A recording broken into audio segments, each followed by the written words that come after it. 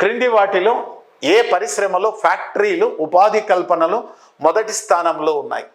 2023-24 విడుదల చేసినటువంటి annual survey of industries పరిశ్రమల వార్షిక సర్వేని ఆధారంగా ఎంప్లాయ్మెంట్ని పరిశ్రమల వారీగా చూడాలంటే పరిశ్రమల వారీగా చూడాలి. ఆ పరిశ్రమల వారీగా చూస్తే అత్యధికంగా ఉపాధి కలిగినటువంటి పరిశ్రమలు ఏమిటి? వస్త్రాలు.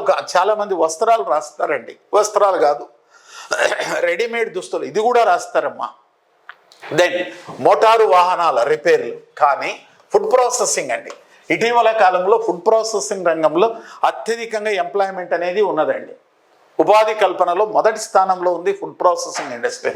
మొత్తము ఎంప్లాయ్మెంట్ జనరేషన్లో ఫుడ్ ప్రాసెసింగ్ దీని యొక్క వాటా 11.1% ఉందమ్మా.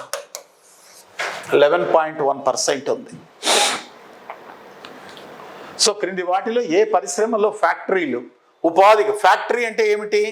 ఫ్యాక్టరీ కూడా ఉందండి. పాక్షికంగా యాంత్రిక శక్తిని ఉపయోగిస్తే 20 మంది అంతకంటే ఎక్కువ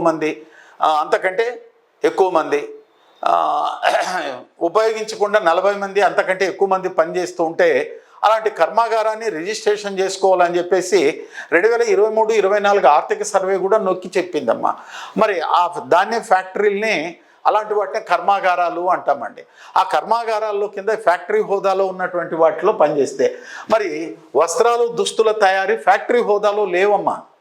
ఇప్పుడు అసంఘటిత రంగంలో ఉన్నాయి, దుస్తుల తయారీ రెడీమేడ్, వస్త్రాలు అసంఘటిత రంగంలో ఉన్నాయి. మీకు చాలామంది ఆలోచిస్తారు, అరే వస్త్రాలు దుస్తుల తయారీ రెడీమేడ్ దుస్తులే కదా ఎక్కువగా, సార్ ఏంటి ఇలా చెప్తున్నాడు అంటాడు. ఇక్కడ నేను ఫ్యాక్టరీలు అంటున్నాను, ఇక్కడ గమనించండి అమ్మా, ఇదిగో చూడండి ఫ్యాక్టరీ అంటున్నాను.